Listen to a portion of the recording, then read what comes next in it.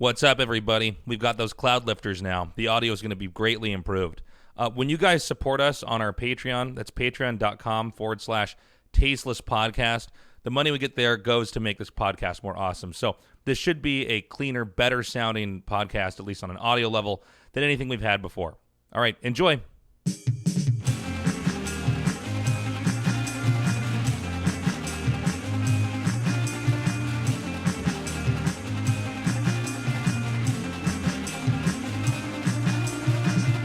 Our guest for episode 4 of the Tasteless podcast is Atlus, a League of Legends caster. That's right.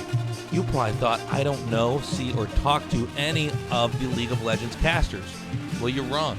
He actually lives down the street from me, and I see him all the time. He's a good friend of mine.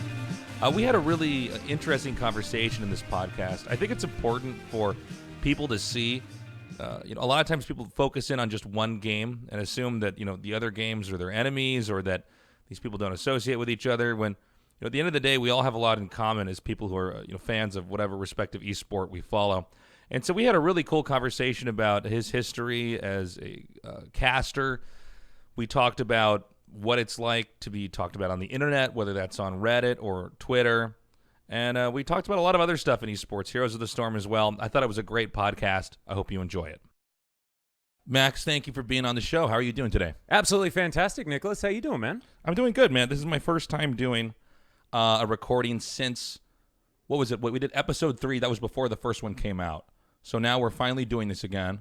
I've been loving doing this. And I was really excited to have you on the show. Because, Thanks, man. Well, you've been in Korea for how long now? About 2 years. 2 years. And you started out in Australia. I did. That was where I was born. Yeah. Now, I've always thought... Couldn't help it. I've always thought that it's got to be kind of weird being from Australia if you're a gamer. Like, for one, from what I understand, Yeah. The internet there was What horrible and still basically is. Yeah. Yeah, no, the internet has never been all that great. I mean, there has been some improvements recently with things like the NBN, which rolled out, I don't know, a few years ago now, probably about 7 or 8, something like that. The internet has improved, but it's only improved for very small pockets of Australia, right? So Australia's a pretty big place, if you guys don't know.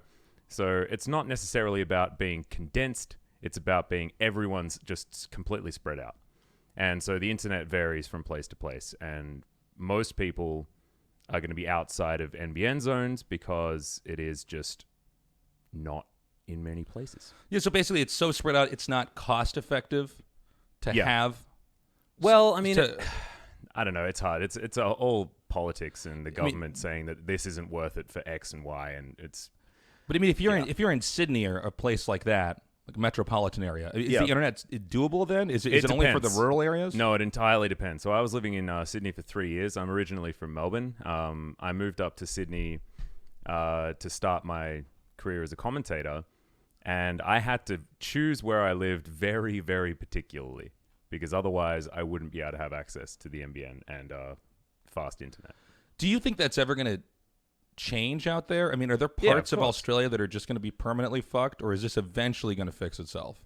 I mean, it'll eventually fix itself, not for everywhere, right? If you're in the middle, like in the desert, you're not going to have internet. But I mean, if you're in the desert in any country, you're not going to have internet, right? Like, for suburban areas, I think that it eventually will sort itself out because we're like heading into an age where technology is going to rule, right? And having access to fast internet is going to be important. Whether that's going to be mobile internet or whether that's going to be, fiber around Australia, I don't entirely know. The biggest issue with Australian internet, Tasteless, is the fact that we're really far away from everyone. This is what I was going to get to. So, the only time I've been to Australia, I think I went in, I think it was 2013 for WCS for StarCraft, and I had always wanted to go because a lot of Americans have a really a high view of Australia. It's regarded really well. I noticed that when I went to America. I was like, why do you guys like it? I think that a lot of it's similar to the States, but it has a lot of things going for it that I think a lot of Americans kind of want to fix up on. I can see that. And so I was super excited to go, but I did not fully appreciate just how far Australia and Sydney, for that matter, were until I flew there. I mean, I know where Australia is on a map, but when you look at rectangular maps, it makes you not appreciate Yeah. how far north to south you actually have to travel to get anywhere. Well, when you're looking at the map, right, and you've got like this place is on, the east and the other place is in the middle, you're like, oh, right, it's only halfway.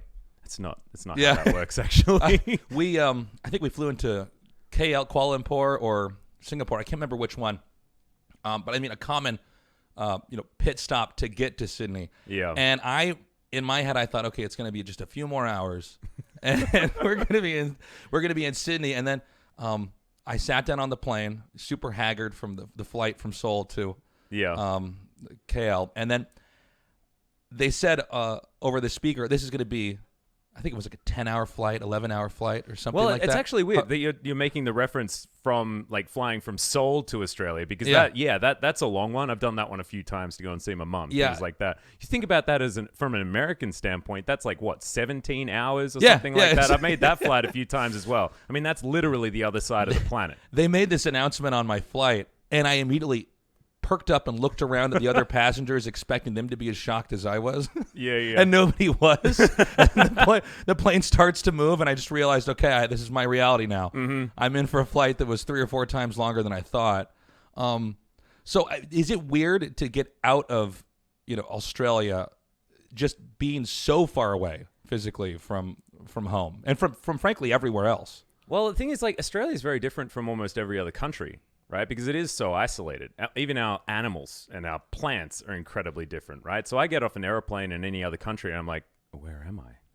This doesn't make sense. Where are the gum trees? Where are the kangaroos, man? Like, I don't, like, how are these animals alive? That doesn't make sense. They're not hopping. And then was Korea the first place you came to?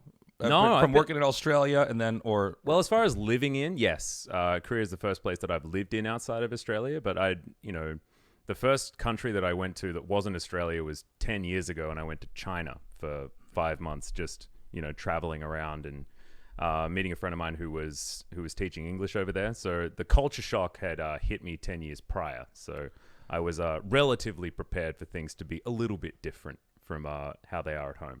Especially the fact that you can see into the distance when you're in Australia. I learned that you had to say goodbye to being able to do that. Oh yeah, when you're in China. Yeah. No, it's definitely a transformation. And what's funny about that as well is that I know a lot of people who are not from Northeast Asia make this mistake of assuming if you've been to China, then you're going to have an idea of what Korea's like, or if you've been to Korea, you're going to have an idea of what China's like. And in fact, those two countries are completely different. Yeah. And nothing that you learn in one of those places, at least in my experience, I found to be particularly helpful when I'm in the other one. No, especially not like language and things like that, right? The Korean language, the Chinese language, yes, there are similarities, but it is completely different alphabet, everything like that. So everything that I picked up in China was entirely irrelevant, apart from some portions of the food, just because you can get really good Asian cuisine that's based on similar vegetables here in Korea. So you see something and you sort of understand what it's going to be like if you've been to China beforehand, just because, we're here in relatively similar geographic locations, and therefore similar things are going to grow, right? I mean, not a lot of people talk about this, but Korea is attached to China. So we're a tiny peninsula just off of China, even though we're North Korea technically makes us an island in a lot of ways. Yeah, North Korea is that real scary bridge with the big old troll underneath it that we can't get through. That's right. Yeah. So when you became a caster, how exactly did that start? Did you start making stuff online and then eventually get noticed? Because I noticed everybody has kind of a different story about how they ended up out here doing this line of work. Where did you start? My beginnings were really weird, actually. So I was living with a girlfriend at the time. This was back in 2012, something like that. And she was actually getting into hosting, and similarly in the esports industry. And she sort of got in contact with a company that was doing it. This time I was working in IT. I was working for a educational software company doing IT support, which wasn't exactly the most glamorous position. What exactly is? I'm asking for myself. What exactly is IT support? Like it's turning it off and on again. Okay, so it's just tech support. Literally tech support. Yeah. For this company, because I've heard people say that and make that joke, but I wasn't sure if that's actually what it. No, that was literally what I did. Okay, and this was for like old ex-teachers that came in to sell educational software to companies most of the time, right? And so I'm telling older women how to turn their monitors on and off and their computers on and off. That was basically my job. And that's not to, be too gender specific. That's just how it happened in my particular office. Not making any generalizations, guys. But that was basically my life. And so when she did this, right, when she contacted this company, it was called Gamester. Free plug there for those guys. She did a trial, and I was at home at the time. So I walk in, and she's like, "I'm about to do my trial, commentating a game of League of Legends." And I'm like, "Oh, you can do that in Australia? What?" Because I'd been listening to the very infancy of League of Legends broadcasting for about a year or something like that, and I sort of knew how League was commentated. I'd been following you and Dan for many a year before that as well, so following the StarCraft scene and things like that. So I sort of had an idea of what commentary was supposed to be like. Had no idea that I'd be able to do it or anything like that. But I heard my girlfriend at the time start, and I was like, I reckon I could probably do this. All right, this is probably something that I could do. And then I realized that I had an awkward conversation coming up where I had to be like, hey, so I know, congratulations on doing your trial and things like that. It went really, really well. Can I do it as well? Oh, really? Is that how it started? That's basically how it started. And she was like, yeah, that's totally fine. And then I had my own trial after that. And they said, yeah, no, you're pretty good. And I was working with them just for nothing. So wait, is that Riot Australia then? Or No. This was This before was, Riot. Yeah, this was before Riot even came to Australia. So what was the network? The company was, I don't know whether it's even a company, but they were called Gamester. And okay. They were broadcasting like sort of open ladder stuff, which was called the Cyber Gamer Ladder for League of Legends. They also did or are doing a bunch of other games as well. I haven't been following Gamester's actions since then all that closely, but yeah, I think they branched out into other esports and things like that. So what is that trial like? Well, I mean what did they ask? Was it like a demo tape or something of you casting over a game? Yeah, that's basically what it was. So what they did was they fired up a game of League of Legends, and one of their commentators jumps on board with whoever they're trialing, and you commentate a game together. And you just see whether or not they can do it.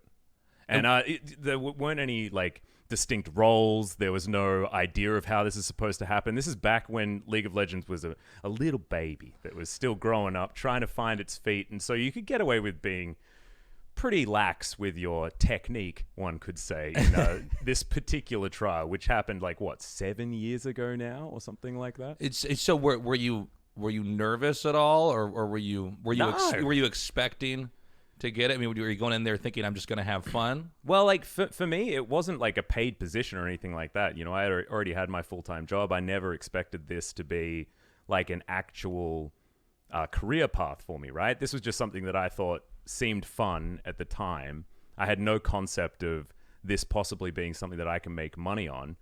And so I just went in having a good time, right? And so I was just talking about League, and like I really liked it at that particular point, and I knew a lot about it because I was so invested, been playing the game like nonstop since it came out. And so I was very excited, and that was basically all I felt. I didn't really feel nervous because it was not necessarily for something that was incredibly high tier, one could say. You know, not a lot of pressure. So in a way, I guess you kind of, it's like one thing led to another thing. Yeah. And then ultimately, I mean, well, I feel like that's how my career started as well, as I just kind of, I lost in a tournament early and didn't have anything to do. And then eventually, you know, I thought, I bet I could, I don't know, con my way into them letting me go to the finals. You know, they probably don't have anybody else to cat. And then I get that. And then it, you know, eventually I've gone to a couple of events, and I just, you know, thought, okay, well, you know, let's just see how far this thing will go. Yeah, exactly. You know, let's just keep walking down this rabbit hole. Yeah. That's almost exactly the same story as Julian, Pastry Time, who is he used to be a commentator in Australia and now works out of LA doing the LCS. I know a lot of your listeners will know who this guy is. He was a mentor of mine for a long time. A fantastic mind when it comes to commentary, definitely. And he was in a tournament got kicked out early and then just volunteered to commentate the rest of the tournament. And it was from there, he basically made a career out of it, right? That was sort of like where the story started off. And mine was similar. You know, I was doing this thing and with this company, and I then decided to leave. I found a friend of mine that wanted to commentate with me. His name was Dale Never Fails. Then changed his name to Hot Soggy Noodles, which is just brilliant. I got to put that on, overlays and things like that. Yeah, commentating with my good mate, Hot Soggy Noodles. His name's Dale. I'm going to call him Dale for the remainder of this broadcast. That's going to call him Noodles for short. Yeah, I was going to. When you're doing the play-by-play. Well, back then, my name was Slappy Baggins. I actually changed it to Atlus. My name was Slappy Baggins at the beginning, which is a combination of a reference to Scrubs and a reference to Lord of the Rings. Because I always wanted to be Slappy Bag, but the name was always taken, so I had to change like Frodo Baggins then? Yeah, so it's Slappy Baggins instead. Don't even ask. Now, you then got to Brisbane. I'm sorry, wait, did you say Sydney or Sydney? Sydney, excuse me. And you were working out there, and then did you eventually get contacted by Riot? Did you ever actually work out of the Sydney office? Yeah, of course. Okay, so I actually it was a really weird situation, right? So after I sort of started down this road of commentary, I got a few sort of little gigs, sort of live gigs, right, where I'd actually turn up and I'd be there and there'd be cameras and we'd actually get a few viewers for the Oceanic scene before there was even a server out there.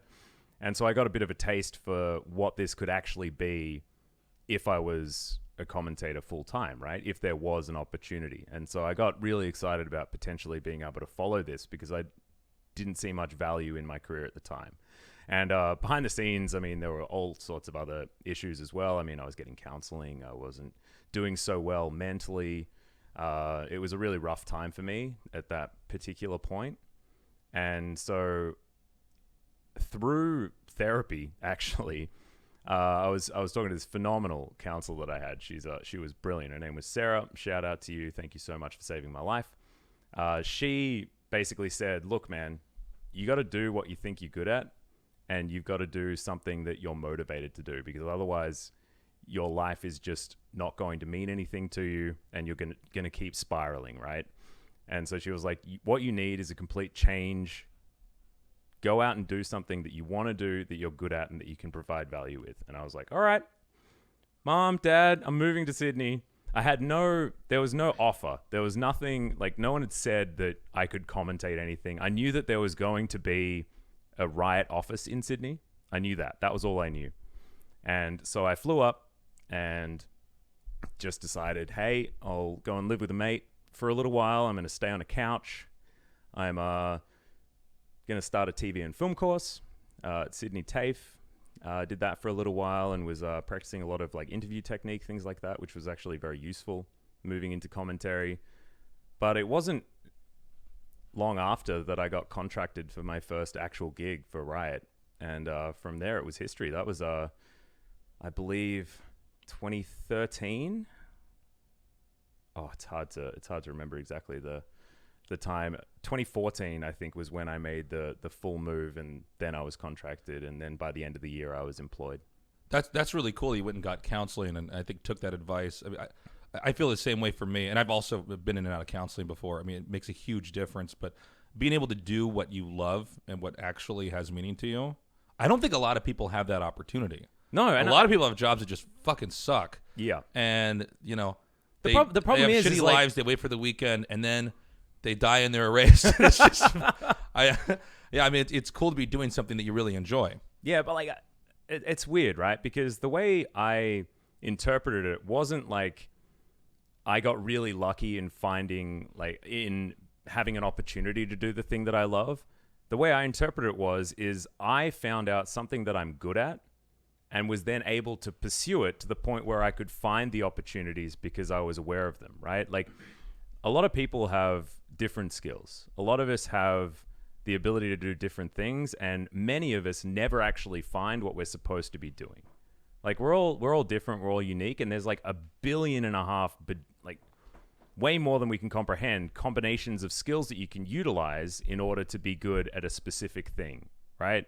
And I think that the thing that we're lucky in isn't necessarily finding our way into an industry. It's finding a way to channel talent into the correct thing for us. Does that make sense? That makes a lot of sense. Something I'm curious about is that we're both broadcasters. Yeah. I mean, an esports commentator is basically just a broadcaster. Broadcasting is ranked as one of the most stressful jobs out there. There's basically the really stressful jobs at the top ranks: military, you're working in the military, being a policeman, EMT. But then, just a few down, it's basically in the top 10 is journalist, broadcaster. I can't remember some of the other ones, but basically it's a high stress job. Yeah. Did you find this job to be stressful? It depends where when you started, where you look at, right? Because at the beginning, like, I was deathly nervous, like my first paid gig where someone was giving me money to do this talking about video games thing. It's weird. Like, oh man, it was very, very strange, especially with my upbringing. My dad's a mechanical engineer, right? He's got a real job. Yeah. And he'd look at me and be like, I don't know how you did this. I've been so angry at you playing video games your whole life and not actually doing anything useful, and now you've turned it into a job. He's my dad is a wonderful man, and I love him a lot. But the first time that I actually got a paid job doing this, he felt like all of his teachings went out the window, and he was trying to he was questioning what his entire reality is, if this could be something that you can actually pursue as a legitimate career. Have you heard of Impostor Syndrome? Yes. Like, I think we've had a conversation about this. Yeah. So basically, that's where you get into a job or a position, and in your head you didn't feel like you should be there, and then it's this weird experience of, okay, you've got the job, you're doing the thing, but you're an imposter, you don't belong there. You're a phony, or somehow you conned your way into this, and it's often associated with self-esteem, right? Yeah. Generally, when people don't think that they're worthy, that's when you get a feeling like this, even if you are entirely qualified. Did you ever have any experiences with anything like that? Oh, hell yeah, man. Yeah. I've always been, I don't really want to go into it exactly, specifics or anything like that, but talking about salaries, and especially as a freelancer, you have to talk about rate all the time. Absolutely. Right? Yeah. And being able to explain my worth to someone is almost impossible. That's fine. I know this from my own personal experience, is that especially when you're starting out, and I don't think there's a lot of good representation out there either in this industry, but I think it's getting better, but I think you're exactly right. There's definitely room for more. And so the idea of hosting a show and then also having to go negotiate, and then just speaking from my own experience, okay, maybe I get what I want, but it was a week and a half or 2 weeks of back and forth emails and Skype calls, and then I got to the fucking tournament, but now I'm totally stressed out because now I got to go on stage. What if you do a crap job? Yeah, right? and then every time, oh no, I've just stolen this paycheck. Exactly, and then you can be inside your own head when you're hosting. I actually found like that was the biggest thing, going from commentating pro bono to commentating with a dollar sign. That was the most difficult part. Like, how you had an initial question where you were asking, were you nervous for your first trial? Of course I wasn't. I mean, like, I'm not going to get paid for this, right? Like, this isn't actually a job. This is just me sitting on a broadcast from my bedroom talking about video games. Like, that's not a job. That's just, like, what I do for fun. And then this what I do for fun becomes something I get paid for, and like, battling that and coming to terms with what that actually means is really strange.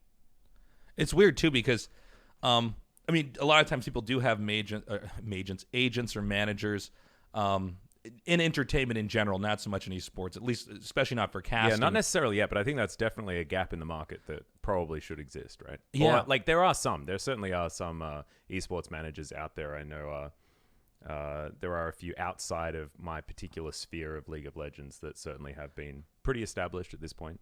But I think it's a funny thing to try to take that on, because when you're trying to negotiate that on your own, because it is so difficult to both perform for an organization and at the same time be the guy who's hustling them backstage.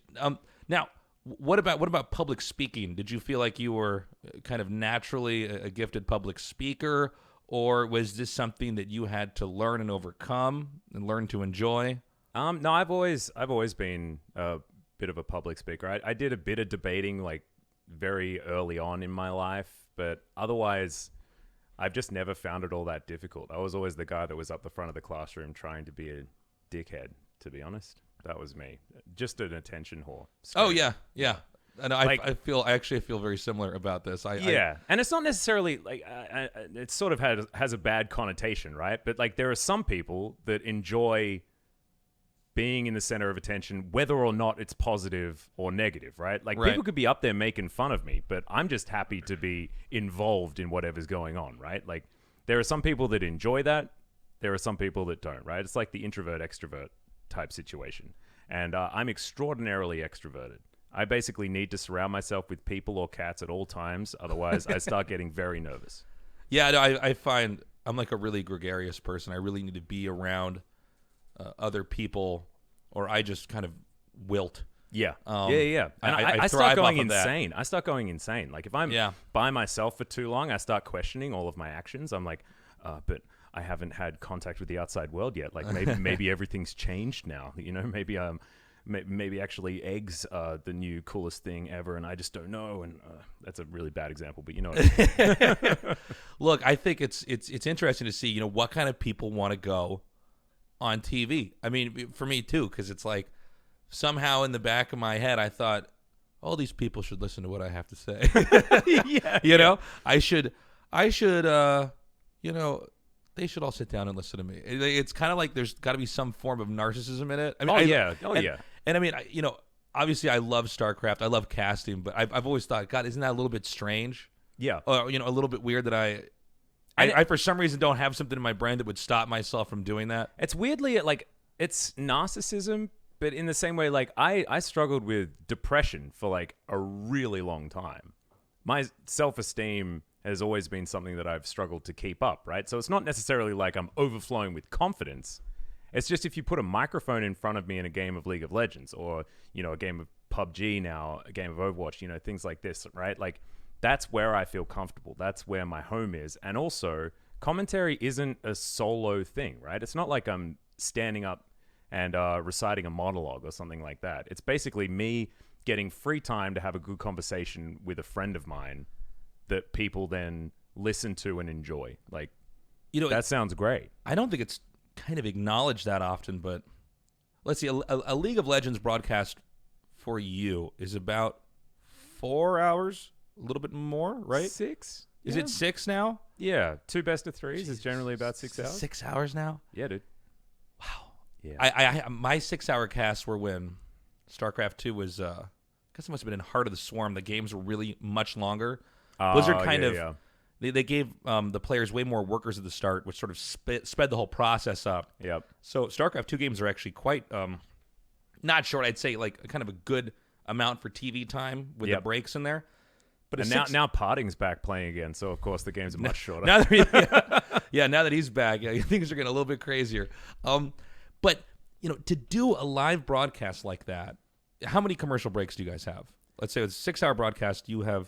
So we have 4? One after each game. Okay, so the games maximum, minimum. Yeah, so it's a best of 3, right? So there might not be a third game. So generally you've got like an hour break, and then if there is a third game, then you go into another game, and then you have like a 20-minute break, which is like longer than the others. The breaks in between games within a set, if that makes sense, if everyone's following at home, would be about 10 to 15 minutes long, and then we get some dinner because the show starts at 5 p.m. We get some dinner between the series, which the break will be minimum 20 minutes, and then game,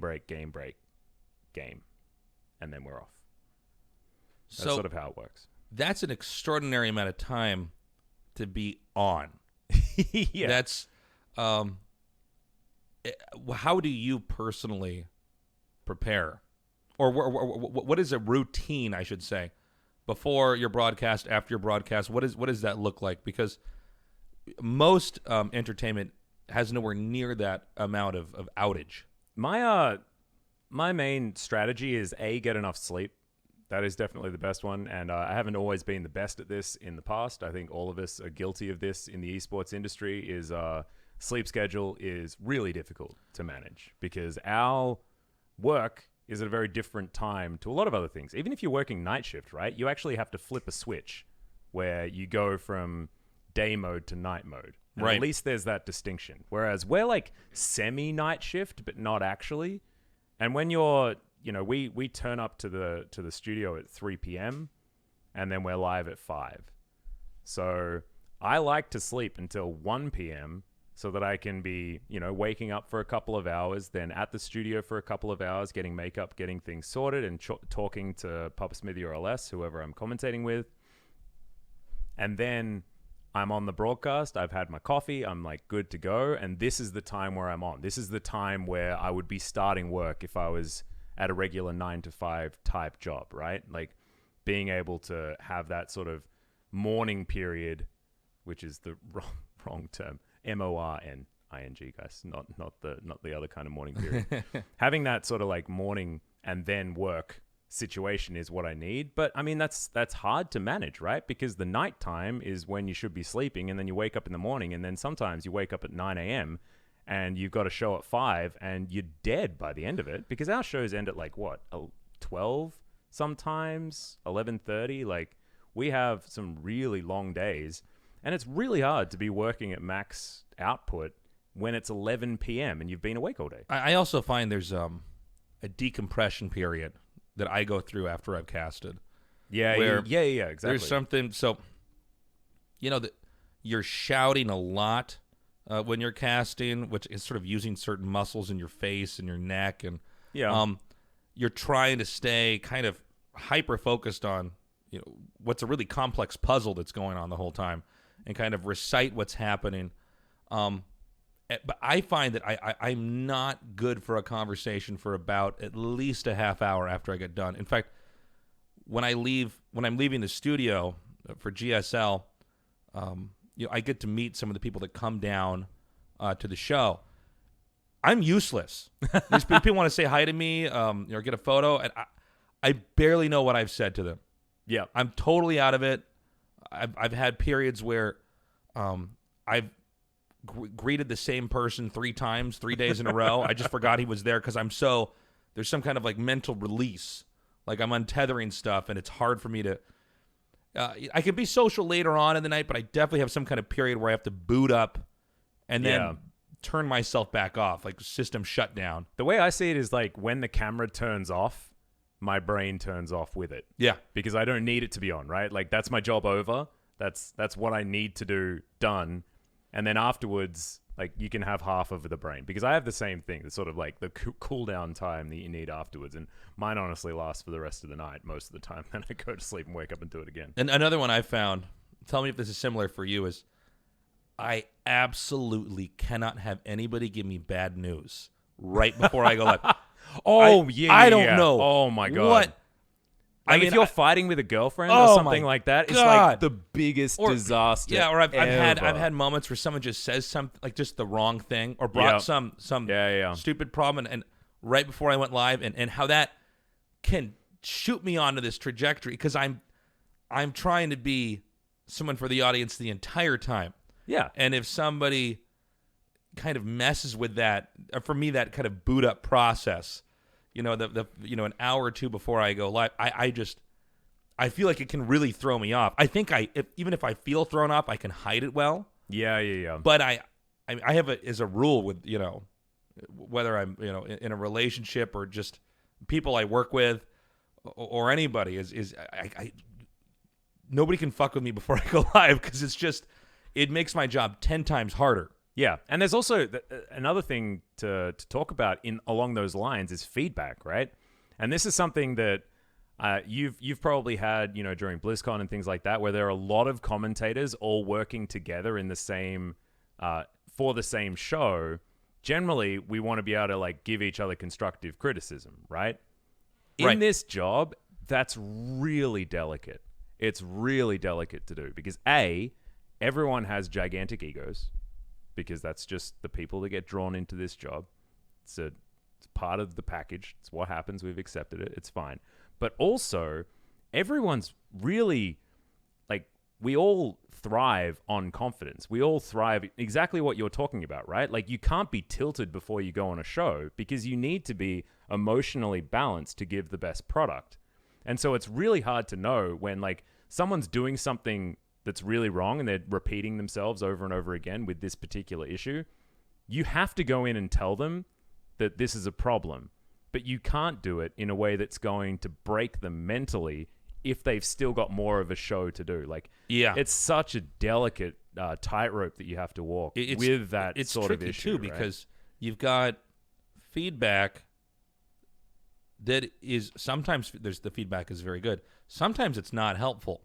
Oh yeah. And I've had these. I'm talking where, about constructive criticism. But yeah, exactly. But and then of course you have the whole problem with people. Some people who can't take constructive criticism, and you think, okay, this is really tough. It's actually more people on the planet than you'd expect, right? But especially in a high pressure environment. Yeah, you know, if you say to somebody, and in a high ego environment, right? The people that thrive off their confidence, like their self-confidence, in order to create a good show, right? If they get like negative criticism, that's not going to help them, and also they're going to lash out because they're an opinionated person. I've also found this interesting is people's relationships with their phones. Well, actually, with Twitter is what I mean. With Twitter and Reddit, and Reddit as broadcasts are going on, because now I personally, and I don't know why I'm like this. Part of me wants to say because I've just done it for a long time, or maybe I'm older or something. Mm-hmm. I don't need really good feedback on the internet.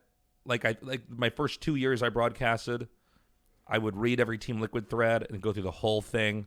Yeah. And I would be like, oh, they like me. And it was like some kind of a drug. Oh, they like, and then you get to the guy who's written 5 paragraphs talking about how you fucking suck. And you go, oh, and you plummet down, and then you feel crazy, and you know, eventually I kind of cut myself off for a period of my career from all of that reading, like anything, because I couldn't. When you feel like you're a slave to the eggs on Twitter, that's when you know something has gone wrong. Now, I mean, I'm fine. I don't have the issue of tweeting back and arguing with people, but I've worked gigs with people where I see, okay, someone had a bad cast, right? They were off. They made a bad call. And to be honest, everyone has bad days. Yeah, right? and you that's can be the best in your industry, and you will always have an off day. This is why we see, you know, some of the best pro gamers or the best teams occasionally lose in big upsets. Okay, they had a bad day. Well, a caster can have that too, but what you can end up with is a situation where this person, okay, you fumbled, when you were hosting that, and maybe a thread pops up on Reddit or the keyboard warriors on Twitter start to go to you. And I've seen some people really almost self-destruct. Yeah. There's a lot in the League of Legends sphere that actually have a bit of an issue with this as well. And I've seen this with people in my sphere as well, and people I've worked with. I think, okay, man, that's a guy. You don't know who that guy is, who's talking to you on Twitter. But I think one of the biggest problems is the fact that a lot of employers for commentators don't really know how to objectively create an opinion on a commentator, right? Because it's a very subjective thing, right? Like, we all have fans and we all have people that don't like what we do. That's just naturally what happens when people either like the sound of our voice, they like our particular sense of humor. Like, it comes down to basic human nature where people will hate you and people will like you. That's just how life is, and you have to deal with it. But the problem with trying to hire a commentator based on their merit, right, and based on how good they are, people are looking at pretty much experience only, which is why you see not a lot of new commentators making their way into the scene, right? Because how the heck do you get yourself that kind of experience in this industry where experience is what gets you a job? I mean, I think it's a problem in a whole lot of other industries as well. Like, how do you actually work out whether or not this person is good or not? Experience begets experience. Yeah, but you actually monopolize that. But you have these situations where employers will actually look at Reddit to work out whether or not this person should be commentating a final or blah blah blah. I know that I haven't been a part of Riot as a Riot employee for quite some time, right? So it wasn't since 2016, end of 2016, that I actually left the company to come and work for OGN here for the LCK. So I don't know whether it's the same way, but I know that there was a lot of conversations about how the heck we're going to work out who deserves to do this. And looking at Reddit was a strategy because there honestly weren't that many better ones, right? Like, right. It's really hard to come up with a better way to look at a commentator and understand exactly how the community sentiment is about said commentator. So you go to social media, you go to Reddit, you go to places where there are loud voices that are telling you what the community thinks or what they think the community thinks, right? Like, unless you're going to be like, I don't know, making a poll in Twitch chat during a show or something like that, it's really hard to sort of understand. So part of the reason why a lot of commentators do struggle so much with looking at their phones all the time is because they know that this could directly impact their career, even if it's just some keyboard warrior that has a beef, right? Like, even if they're just saying some random stuff because they're unhappy with their own lives and they just want to, you know, trash on someone for saying something slightly off or blah, blah, blah. But would you agree that there's some degree of a difference between a Reddit thread that says, fuck this guy, and it's got a bunch of upvotes and there's comments? Yeah. You know, I don't, because, you know, some of those threads can be so awful. Yeah.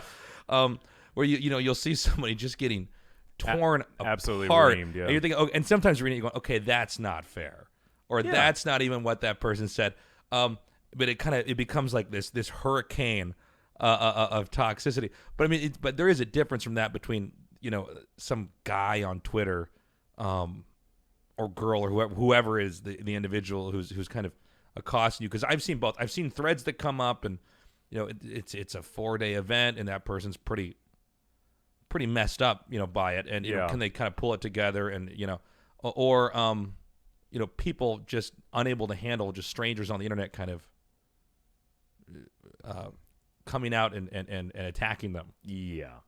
Like, the problem with Reddit is that it can get so much traction, right? And everyone's on that karma train is what it it's got feels this like, circle a little jerky bit. Like mechanic to it. Yeah, that's the whole thing of like Reddit circle jerk is a bit of a meme, but it's actually something that just is naturally bred from the way that it works, right? And so the issue with it is that you just see like all of these upvotes that happen on these negative threads, right?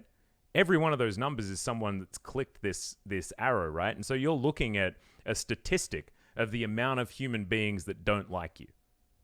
If you're looking at it. Like, and it can be difficult to comprehend, but when your brain starts thinking about it, it makes you really sad. It's it's just the reality of the situation. It's interesting too, because I find very little on the internet can bother me as much anymore. And I felt like a lot of kind of me getting raised up and kind of, I did StarCraft 1 and people really liked me, and I think there was periods where everybody got tired of me in StarCraft 1, and then I remember there was like a weird negativity phase. I remember that. Yeah, and you know, it not even just for me, but it happens with casters. You know, you're trying a certain style. I work of with LS. Like, come on, man. You're trying. You know, are you being analytical enough? Are you being hype enough? Are you overhyping? And I feel like, you know, when you do this form of entertainment, I kind of view it the way that, you know, people, stand-up comedians view their profession, where it really helps to just go out there and bomb. Do you know what I'm saying? Like, yeah, I think like, so. I absolutely, like, I feel like for where I'm at now, I'm so totally comfortable in my own skin casting. But I only got there because I bombed so much, or you have to be comfortable with being shit on. That's where you have to get to. You have to get to the point where you can make a mistake, someone can call you out on it, and then the rest of the world can see it, and you have to deal with it. And, you know, whether or not that's going to involve you having to make an apology or something like that, I mean, that's okay. But being okay with being criticized is extraordinarily important. And I think that comes to every commentator at a specific point. I think, and everyone who's in this profession sort of knows that time, that humbling moment where their ego got out of control and they got knocked back down to reality. Thankfully for me, it happened very early in my career, and I had Chris Papa Smithy Smith actually help lighten the blow, I guess. Oh, really? When I first got, like, because, oh, man, I had a huge ego problem. Because you know how, like, you first get into this and you're like, yeah, I can take over the world. I'm the best commentator alive. Yeah! And I didn't get one of these gigs. And I was like, I was talking to Chris or I was talking to someone and I was just whinging. Oh, really? I'm better than these other people. I should be better. And Chris is like, you have nowhere near the experience. I don't know why you thought that you'd ever be considered over X other person. You really got to get a handle of yourself. And I was like, oh, right. Yeah, that's probably true. Yeah. And so I instead went and worked for free at this event, just handing out lanyards to kids as my form of self-punishment. Wow. That was the way I worked it out. Yeah, I remember me and Dan had this whole weird thing where, we had been out here in Korea doing StarCraft 1 for a long time. We were out here for years, waiting basically for StarCraft 2. We were like sleeper cell agents. Yeah, I remember that time. Basically saying, okay, if this we've talked to enough companies, we're gonna have something going. There's gonna be something to work out. And we were well known in StarCraft 1 because we were the only foreign guys around here doing this. But when StarCraft 2, when the show came out, and this is something I found very interesting about any new game, is you realize all these people who don't play said game or know anything about it show up on forums and start talking about how it works. And the truth is they just genuinely don't know what they're talking about. But yeah, Artos and I were dealing with people on forums saying, who the fuck are these guys? Do they even play StarCraft? Who are they? And we're in the forums going, what? Yeah. Who the fuck are you? But, it would make us crazy. We thought, well, like, this doesn't sound like Husky StarCraft. Who's this guy? Oh, no, that was a perfect example. Why is Husky not there? We're like, well, nothing against him, but wait, we're in Korea for 3 years, 3.5 years. We've been getting ready for this the whole time. That's an interesting thing, because one thing about feedback online is it's not always helpful, or one person says something and that can almost become like a virus that spreads. Yeah. I've seen the amount of times I've seen on Reddit, for instance, one comment about a particular insider thing that I know is not right. Yeah. I say, okay, whoever wrote that, I see how they speculated this, but that's not true. And then I'll see it repeated. Mm-hmm. And then eventually, because of the way, an upvote ecosystem is then that false thing, because maybe the publisher won't come out and correct it, the tournament organizer won't. If it's gossip about a professional gamer, some people I think feel obligated to have their whole life on the internet, and answer to everybody on the internet. Other people I think don't. But if someone doesn't come out and correct that, and maybe they shouldn't have to, you can end up with the internet just talking about something that's completely false. Yeah. That's completely false. And then you also, there's not a lot you can do about it, because oftentimes, in this sort of gig, we sign an NDA when we go and do something. Right, so you can't write anything on the internet. We literally can't do anything. And then people are directly asking us questions. We're like, I don't want to get fired, and I also don't want to look like I'm hiding something. This is really awkward and confusing. Can you look something up, Melty? I think it's called the Gel Man effect, something like that. He'll pull it up for us here, and then it basically is the idea that so you can read an article in the news about something that you're an expert on. Yeah. And I know this has definitely happened to you in esports, because I know it's happened to me, but you'll read an article and see, okay, they got most of it wrong. You read it and you say, they got the type of game, really basic stuff, the type of game it was. This happened just recently with Detective Pikachu, the guy that said that Bulbasaur can't be a gender, and that Psyduck is always a male or something like that. Oh, I don't know anything about this. Yeah, I read it a couple of days ago. I don't know. Let me read this up. Apparently, that was an expert that was on set every day. Oh, really? Yeah. It's the Gelman amnesia effect describes the phenomenon of an expert believing news articles on topics outside of their field of expertise, even after acknowledging that articles written in the same publication that are written in the expert's field of expertise are erred, written, and full of misunderstanding. So yeah, I could read an article about esports, and they get everything wrong.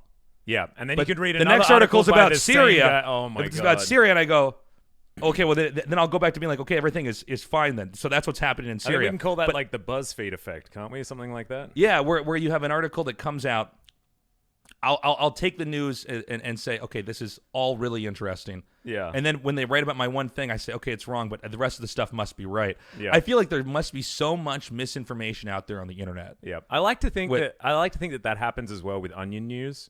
I like to think that that does happen with Onion News. People believe it? Yeah, there are people out there God, that that's actually so Onion good. and Clickhold. I know somebody who was like a friend of the family who shared some Onion article on Facebook. And I went, oh no. Oh, that's like getting rickrolled, but you're rickrolling yourself. Yeah. In fact, this is the Meldy's pulling it up now. It's R ate the onion. This is an entire subreddit of people who are sharing articles. Oh my God, that's being so offended good. or just basically believing that the Onion is real news. Oh my God, it's beautiful. That is perfect. Hey, everybody, we're taking a quick little break here in the recording. I'm going to plug the Patreon here. We have 35 people supporting us on Patreon right now. One is Wisecracks, a map maker, a buddy of mine. He's actually paying $100 a month, and so he's really supporting us a lot. That's why I'm saying his name here in the podcast. If we get to 100 supporters total, we'll be doing an AMA. So I hope you guys do consider, if you have the extra cash, if you really like this show and want to see more stuff like it, support us on Patreon. It's patreon.com/Tasteless Podcast. If we get to 100 Patreons, you can ask as many questions as you want. We'll assemble an AMA and put that out. Now back to the show. So I want to talk to you about Riot, if I can, because I'm super interested in where they are as a company now, because it seems like League is doing really stable. Yeah. It's actually we went through a phase where a lot of us were worried, because Overwatch happened, right? Now Overwatch League is super huge. PUBG really took off, especially here in Southeast Asia and in China. So we got a little bit frightened that maybe League of Legends would be knocked down, but it's stood the test of a whole bunch of new titles coming out and not really detracting too much from the viewer base that is League of Legends esports. So right now it's feeling pretty stable, but there were certainly some times where it was like, oh no, this new game Heroes of the Storm's coming out. Oh no, this new game Overwatch is coming out. Like, am I going to have a job next week? Like, those sort of things have been happening the whole time, but they really have been few and far between over the last year and a half or something like that. Because StarCraft 2, that was the beginning of the global esports bubble. And then League of Legends only super expanded that. Yeah. And continued to grow. I mean, I shouldn't say bubble. I should say boom. There are some people that are saying that we're in a bubble right now, but we were definitely part of the boom. Yeah. And then there was this period in time where, because I was in tournaments where League of Legends was on the side stage. Yeah, I know. I remember. I watched them. Yeah. And I was watching the StarCraft. and people kept going, this game's not going to take off. Because from an RTS game perspective, you'd say, you don't even control the whole army. Yeah, exactly. You control one guy. Well, those people were wrong. But, at the same time as League of Legends got big, suddenly there became this mass hysteria of everybody saying StarCraft 2 is going to die. Like, it is going to go away. The pro gamers are going to disappear. The tournaments are going to vanish. Some people are even saying that the servers would shut down. I mean, this is like, we're all going to be eating canned beans because the nuclear war happened and it's over. And what initially it kind of bummed me out, and it was weird to see people talking like that. And of course, we're going into almost 9 years of StarCraft 2, and the viewership is actually quite good. Yeah. And we had an amazing World Finals where Cyril won, a non-Korean won. So the game's fine. But what's weird is I thought StarCraft was the only game that kind of talk was going to happen in. Yeah. And then it started to happen in League, and it started to happen in Dota. Mm-hmm. And this whole thing of our game is going to die. I mean, there's only been one game that's actually died so far, and that's Heroes of the Storm. Yeah. I mean, sure. Well, here's the crazy thing. You know what Africa TV is doing now, right? Yeah, they got the Heroes of the, yeah. So they've got it crowdfunded. So even that game, and by the way, they fill the studio up. Yeah. Like Heroes of the Storm, like you may not know, viewers at home, what Heroes of the Storm was like here in Korea, but there was a massive boom of Heroes of the Storm, Big scene, right? yeah. And we had some of the best players. Like, we often had the 2 best teams in the finals, things like that. Like, Heroes of the Storm in Korea was actually a bit of a sensation just because Blizzard is such a huge name here, right? Like, given the fact that this was the beginning of StarCraft esports, surely Blizzard's probably going to have some sort of pull, right? So if you put that tag there, it sort of means esports. That's why the following for Overwatch was also so incredibly huge here in Korea. Back when we had Apex and, you know, Lunatic High and Runaway and teams like that were so incredibly big. So I find it really interesting that they would cancel Heroes of the Storm esports globally when they still had markets. Like, that's the thing that confused me a little bit. Yeah, I don't know. I mean, I want to avoid just being some guy who's, you know, it's like someone from Blizzard would listen to this. Yeah, and like, be like, this is the Joe Man effect. Yeah, no, we literally are. Like, Tasteless is an idiot. Allow me to type up my Reddit thread right now. Here's what I would say right now. So it's complicated. The way I would look at it is, you know, Activision and Blizzard have merged together. Yeah. Activision, I think, has more say over Blizzard. And I think financial say is the thing. And I think, that's you know, Riot and Tencent was a similar merger, right? Yeah, they have to answer to the board. Now, there's some, I think, fair critique of this is, do you make games for your players or games for the board? Because there are ways that you can make a game and make more money off of it and then lose. Oh, hold on a second. So this is an announcement in my building. Hold on. Oh, that's cool. Yeah. I don't get announcements in my building. It's very Orwellian, but occasionally the speaker will come on. So we'll I'm half expecting someone with a flying car to pull up to the window. This is where this Activision in my speakers right now. Put the mic down. Yeah. You are coming with us. We're not in financial control of Blizzard. Blah blah blah. So let's let this one. Let's let this one run its course for ages, dude. Huh? No, you can keep this in here. Yeah, this is funny. This is prime entertainment material, Melty. So yeah, an announcement comes on. They're usually pretty good about it. It's around this time they have one that's kind of early in the. Really, you have them daily? Not daily, but you know, there's something like they're doing something with the elevator or the window cleaners are going to come. Please shut your windows. Occasionally, I'm hungover in here and it starts up, and I lay in bed with bloodshot eyes, staring at the ceiling, waiting for this fucking announcement to get through. Yeah, this is a feature in big apartment buildings, right? Because they have I haven't so much. moved up to that yet. I'm still in one of the villa buildings, so not I quite like it. yet. I just saw you. You got a good place. I love my place, man. I'm not speaking down to it at all, but I've only got 5 stories, and you've got a few extra notes. So, to what I was saying before, we have a situation. I think so Heroes of the Storm was not, at least esports was not making money. Yeah. Okay. I want to address something that you mentioned a little while ago before it becomes completely irrelevant. Sure. But when esports was first becoming a thing, right, people saw esports in the same category, and I like to call this like bad brain database management. Does that make sense? Where you've got people thinking of it like you've got hockey fans, basketball fans, football fans, and esports fans. And so there's only one demographic here in esports. And so esports has to hold everyone that wants to watch people playing video games. And therefore, you have this mentality where if you're not the best game, you're a dead game. Because why would you watch the other games if there's a game over here that's better? Because everyone just likes all of the games. And that was this weird hive mind mentality when esports first began. And it was like, we have to be the best, otherwise no one will watch us. When actually, you've got traditional sports over here and esports over here, and then all of these titles are different people that like different games, that like different genres, that like all sorts of different things, you know? So people had the wrong idea of what esports sort of was when it first happened because it was so new. And that, you know, you can't blame us. And like a lot of my friends and myself included were frightened of like things taking over my particular game because it was a time of change. Everyone's frightened. Change is the scariest thing for a human being ever. It's also funny though because, okay, so first of all, that first thing you were saying, that's been a problem with the way metrics have been represented in esports. Yeah, is people go, esports is this big. That's like saying sports. Exactly. Or people that watch, you know, TV or, you know, okay, well, this is, you know, as big as League is or CSGO or whatever, that's still a section. It's a cut of Exactly. the pie. If you don't like CSI Miami, you're not going to just stop watching TV forever.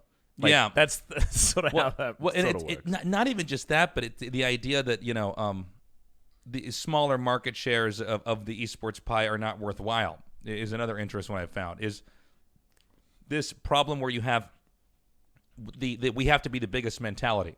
Yeah. Some of the problems that can come with that is that nothing's ever the biggest.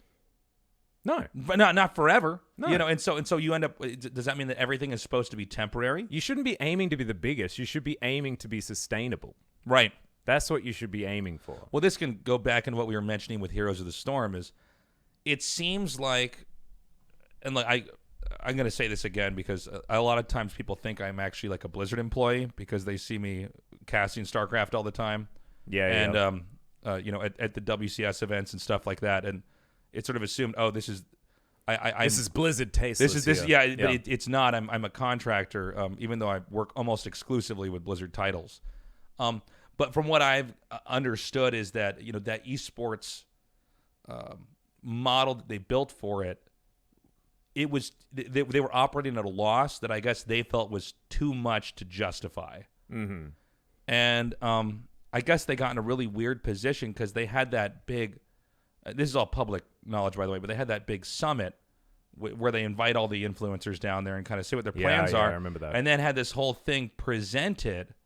Right, did a very similar thing. And actually, I think one of the reasons why Blizzard had done this to begin with, because they do this with StarCraft and with other games down there. And I don't know. I mean, I think if you're with Riot, you're kind of, since they have one game they do, it's everybody's on the same page. But when you have multiple different titles that are out there, if your game's not the biggest, you might assume that you're kind of getting pushed to the background. But basically, they had this big announcement. Thank you, Melty. Let me just finish this one point, and then I'm gonna touch on this. The problem was that. I'm sorry, I'm losing my train of thought. What was I saying? They had this big summit. Yeah, and they had kind of reassured everybody that this was going to continue on to the next year.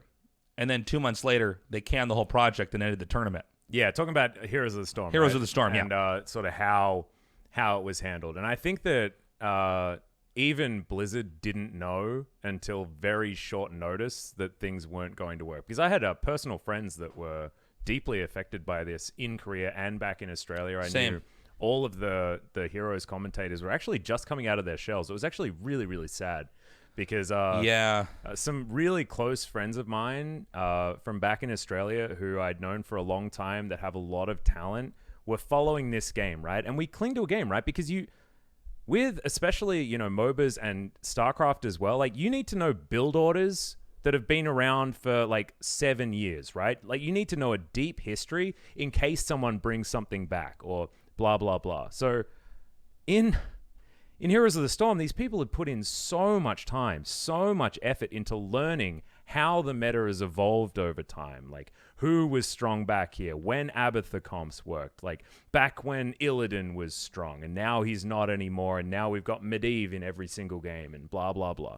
Like, these are people that have dedicated extraordinarily high hours into this one game, and then all of a sudden, it just goes poof. And it's over. And it's even worse because these people were getting better. These people were actually becoming the forefront of their craft, be it here in Korea. Wolf Schroeder, a perfect example of this. Thankfully, he's over in Overwatch League doing fantastically well. But I really loved watching his Heroes of the Storm commentary because Heroes here in Korea was the best that you could watch. And then back in Oceania, we were starting to send some of our commentators overseas to things like BlizzCon and things like that in order to get them some extra exposure. And then the year afterwards, the whole thing's canned. And I don't think that Blizzard as a company would have done that on purpose, right? I don't think that they would have intentionally just shafted a large portion of their influencers at the same time. I think that something unexpected happened and they had to make a change, which is, I think, where we can go back to what you were talking about with, Activision and things like that, where the money starts to become an issue. And when the bottom line doesn't match up, then you can lose things like an entire growing industry, even if it wasn't necessarily growing quickly. But I was looking at Heroes of the Storm slowly but surely getting up and up and up, right? Like, they weren't getting the tens of thousands of viewers, but each time there was like an extra 500 more, and like it was slowly getting to be something that has carved out a niche. Here's a question. I know that you pulled that thing up, Melty, but can you check something else for me too? When did CSGO actually take off as an esport? Because that game came out very quietly.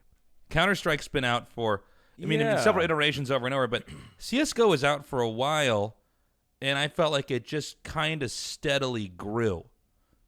And I don't know if this is counterintuitive to the way that Blizzard's model is of sort of, I don't know. I mean, is that like a list of I think we need to scroll to the bottom of that one there, Melty. And so let's go up just a little bit. And so 2014? When it was like ESL 1 Cologne, right? I think it's probably a lot older than that, but I think that what CSGO did is they took all of the Quake esports and all of the old FPS esports and turned it into, turned everyone into CSGO fans, right? Because I feel like CSGO is the original way to fully enjoy FPS esports. Just Counter-Strike in general. I mean, that was the first game where basically multiplayer-wise, when you were shot, you died.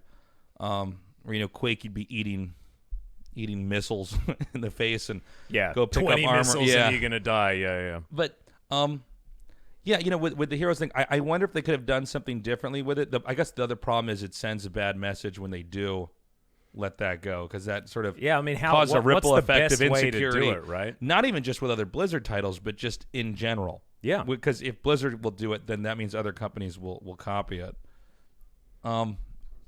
Take your time. I am wondering what your take is on Riot releasing another title.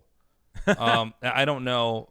I actually don't know what you know, but they did purchase this fighting game. Its name is suddenly escaping me, but they purchased a fighting game. I remember when the purchase happened. Yeah. And Seth Killian is there. Are you familiar with Seth Killian at all? Yeah, of course. Yeah, he was.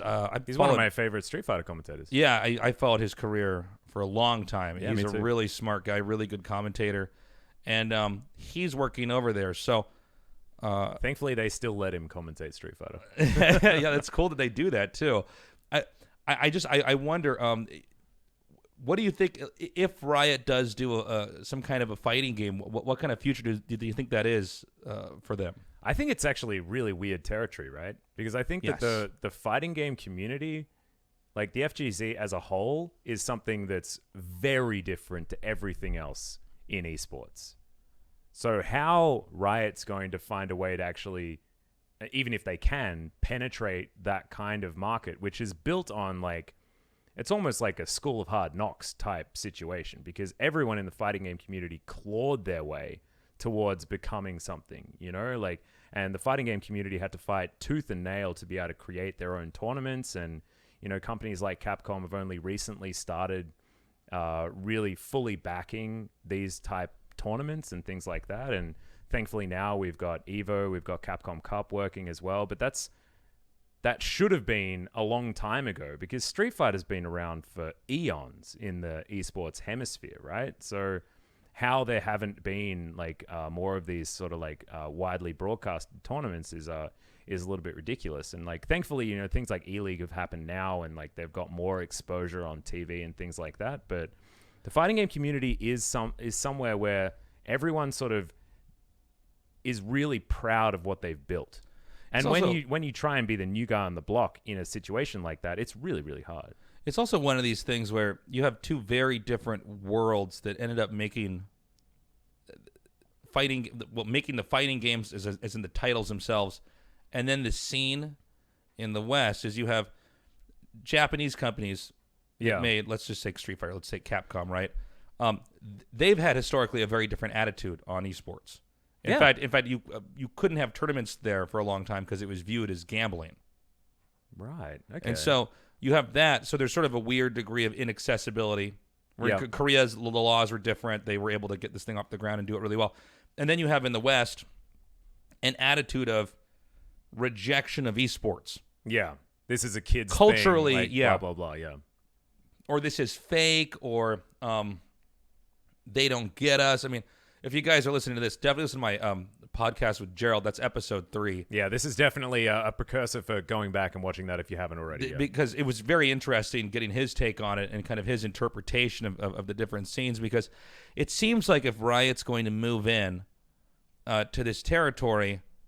Now, granted, Riot's a mammoth company that can absolutely and move also mountains. nothing's been confirmed. They've also bought a whole lot of other companies from all sorts of other genres. Like a lot of the best MMO developers have gone over there. Like Ghostcrawler, for example, went over from Blizzard and is now working on League of Legends. They've got like this R&D that's sort of like Willy Wonka's chocolate factory that's just getting bigger and bigger.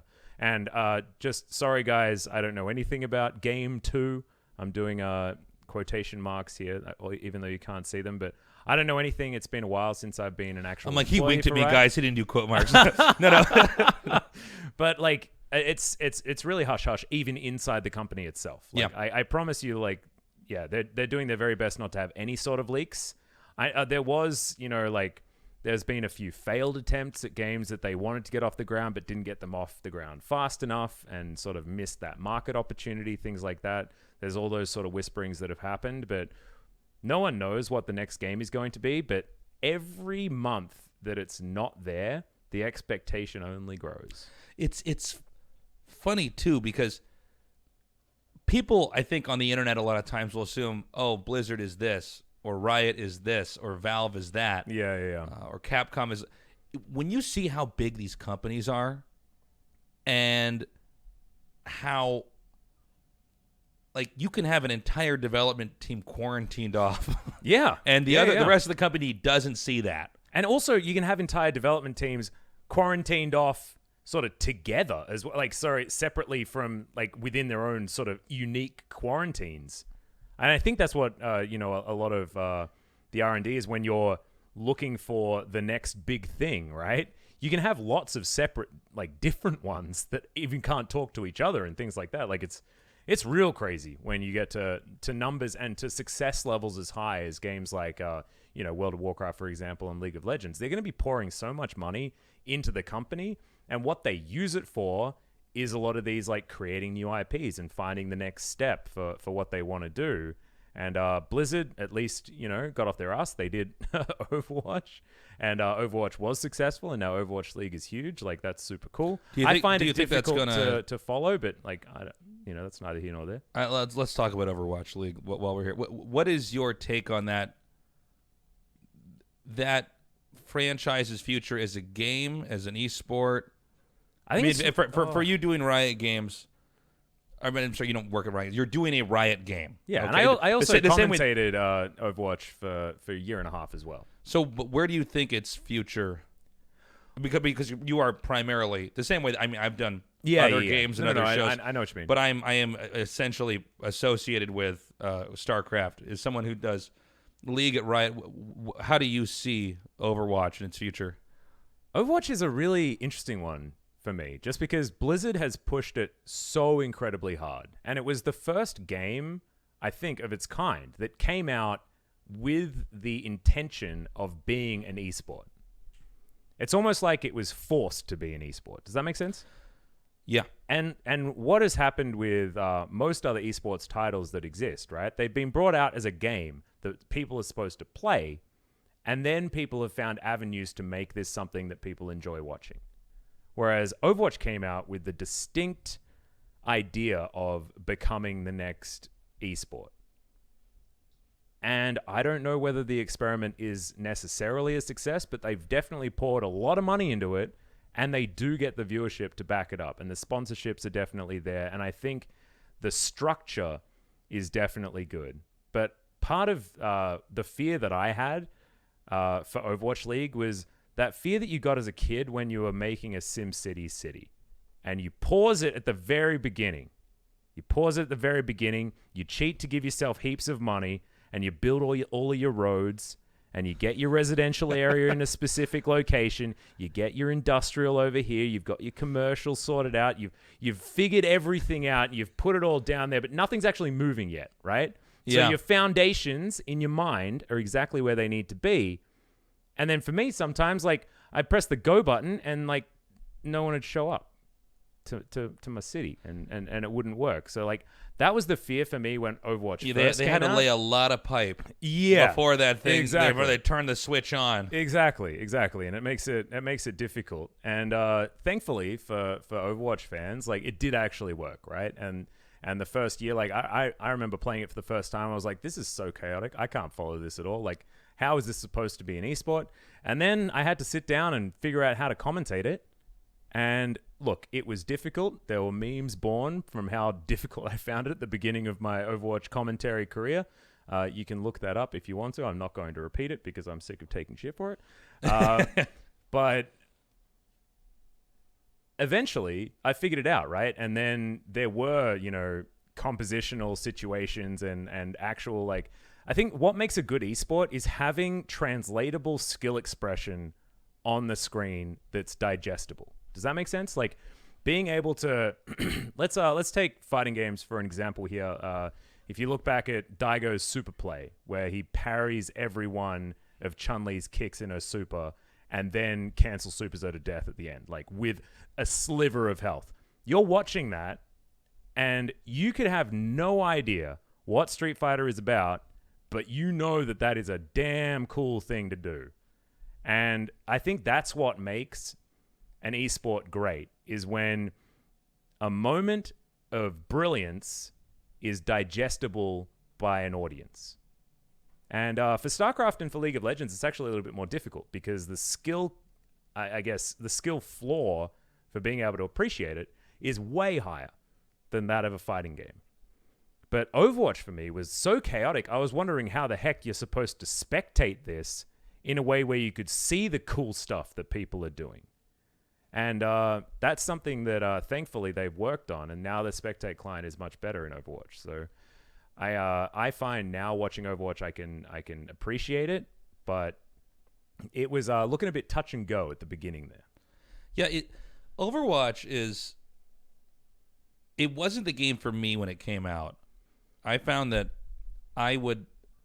if I really am into a game, I'll have this thing where as I wake up in the morning, that's the first thing I want to do. Yeah.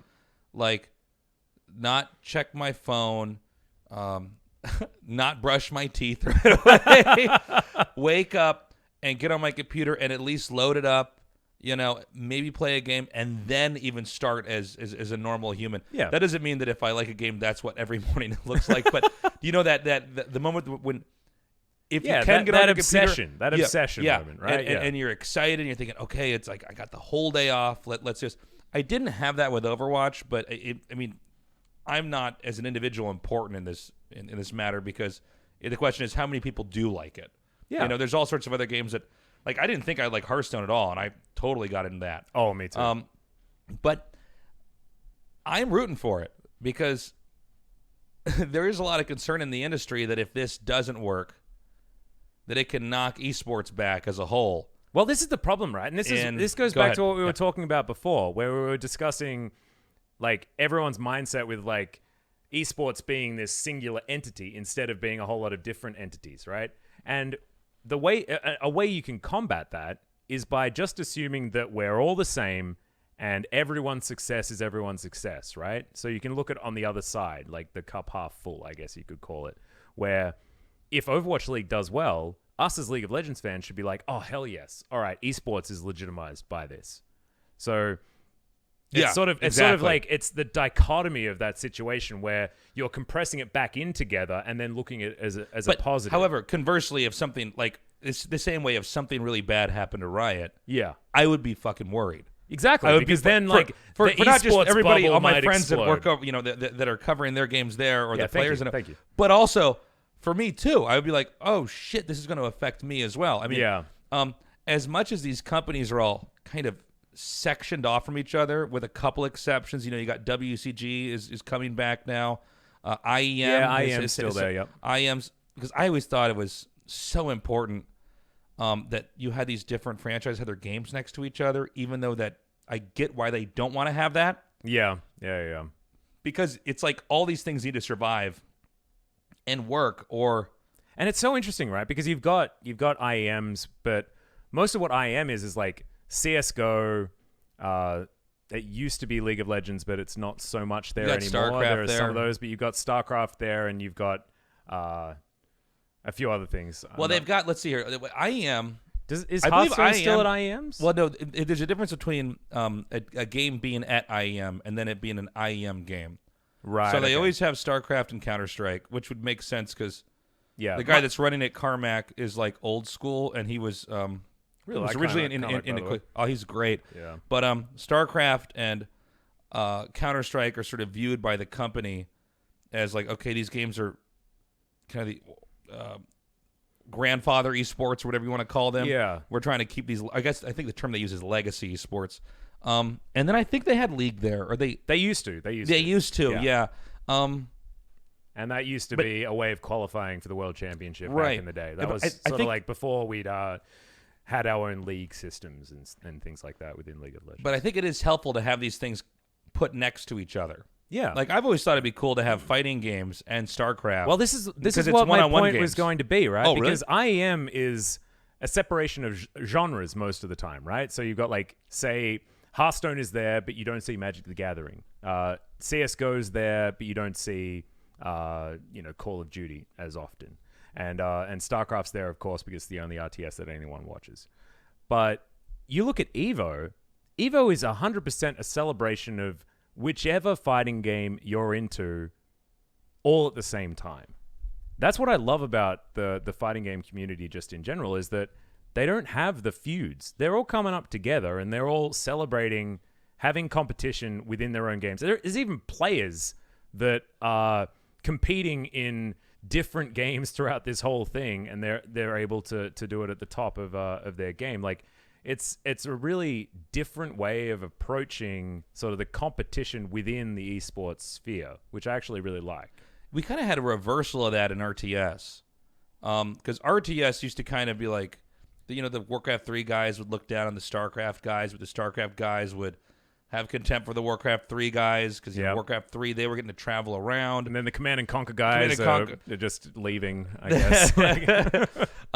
Yeah, but when StarCraft 2 came out, you saw all people from all the different franchises immediately just go under StarCraft 2. Yeah. And then it was weird. It was like everybody looked each other in the eye and said, "We've got no choice. We're all StarCraft 2 people now." Mm-hmm. And only now are we having, with the release of StarCraft Remastered and Warcraft 3 Reforged, people kind of trickle back out. So there's a slight expansion back into diversified RTS, even though the games are older. Because those old games are actually still completely playable. Absolutely. As playable as the new games. But you're absolutely right. Fighting games have always had this sort of one umbrella. Yeah. We stick together. I think that's in part because fighting games are actually the games that are the most perfected. As far as... And also they have the most transferable skill set, right? You can so play you've got like Marvel vs. Capcom players that are even able to play the same characters that are in something like Street Fighter or something like that. And so, you do have a different situation where the titles aren't necessarily as relevant, but you've even got games like Smash Brothers Melee that they're on a completely different control system. You can't use an arcade stick in order to play that one, so that's very different. But you've still got that under the same umbrella and in the same tournament, which I think is actually just really cool, right? Like, if you've got like two people sitting down next to each other fighting each other, then you're allowed to have your game broadcasted. And I don't know. I feel like more of that could happen, because if we're going to have a change of mindset into each esport being its own entity, much like each sport traditionally was its own entity, then the more the merrier, right? Because then you can be a fan of whichever niche you feel like. I like that. How is this podcast for you? Is this good? Yeah. Yeah? I've been having a really good time. Have we gone massively overtime? No. We're, let's see here. We're at... An hour and 22 minutes. An hour and 22. It's actually pretty clean. Is there anything you wanted me to ask you? or anything you wanted to talk about? Not off the top of my head. I think we've gone through a lot of different... I feel like we've ducked and weaved throughout a lot of different topics that I wasn't necessarily expecting to happen, but I think that's actually even better than what I was expecting. This is cool. Yeah, no, I'm happy with this episode. This is nice, man. Thank you for being on the podcast, buddy. It's been a treat having you, man. It's been my pleasure, and I hope you come back soon. Yeah, absolutely. Am I going to be on the next episode, or maybe the one after? What I want to do, if we get enough money on Patreon, is get a couple more mics, actually. Oh yeah. So yeah, and then we could have a couple people. Yeah. Then we have like Knights of the Round Table. All right. Make sure you hop over onto Patreon, ladies and gentlemen. Let's do it. Let's do it. All right, guys. Thanks for joining us. That does it for this episode. I'm going to close out this part of the recording. That does it for episode 4. Thanks so much for joining us, guys. I feel like with every episode I do of this, I'm getting a better feel of how to do this show right, and I'm really enjoying it. It's a lot of fun. Please support us on Patreon. That's patreon.com/Tasteless Podcast. If we get up to 100 Patreons, we'll be doing a bonus episode with an AMA. Only Patreon supporters can ask the questions in that AMA. So I hope you guys consider that. If you've got the extra cash and throw it our way, it's really appreciated. This podcast was hosted by Tasteless, artwork by Alarise, produced by Melty, music by Mark Lentz. And I guess that's it. Thank you for joining us. I love you guys. I'll see you for episode 5 in 2 weeks. Bye-bye.